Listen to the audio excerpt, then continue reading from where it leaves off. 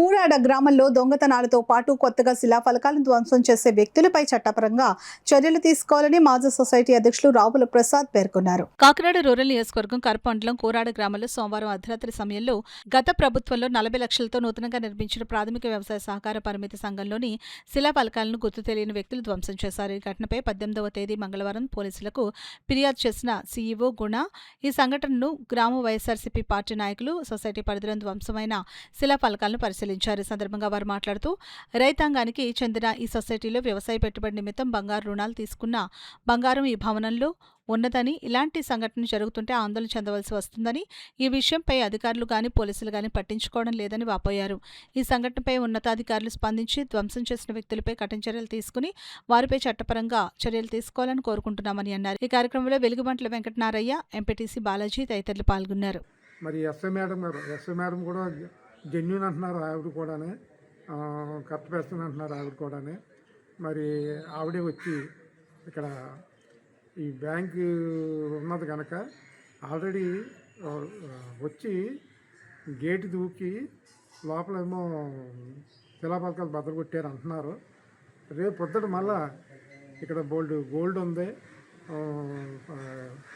రైతు కావాల్సిన ఫారాలు అన్నీ ఉన్నాయి కదా ఉన్నాయి. రేపు పొద్దుట ఏదైనా జరిగితే రేపు పొద్దుట బాధ్యతలు ఎవరు?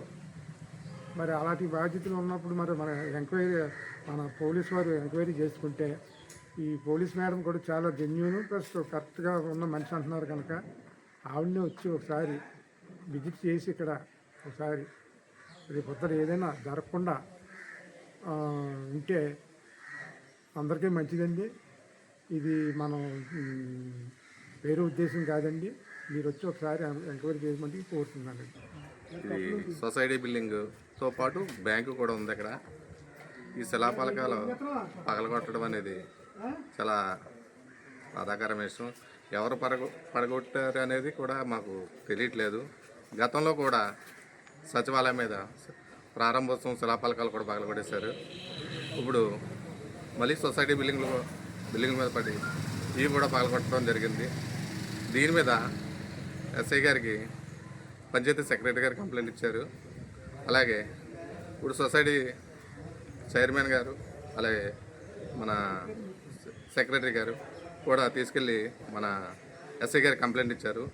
దీని మీద తగు చర్యలు ఎస్ఐ గారు దీని మీద తగు చర్యలు తీసుకుని ఇది ఎవరు చేస్తున్నారు అనేది కనిపెట్టవలసిందిగా కోరుకుంటున్నాను.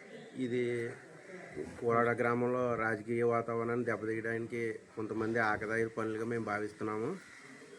పోలీస్ డిపార్ట్మెంట్ వారు దీని మీద ఎంక్వైరీ తీసి ఎవరైతే ఈ చర్యకు పాల్పడ్డారో వాళ్ళ మీద కఠిన చర్యలు తీసుకోవాలని నేను కోరుకున్నానండి.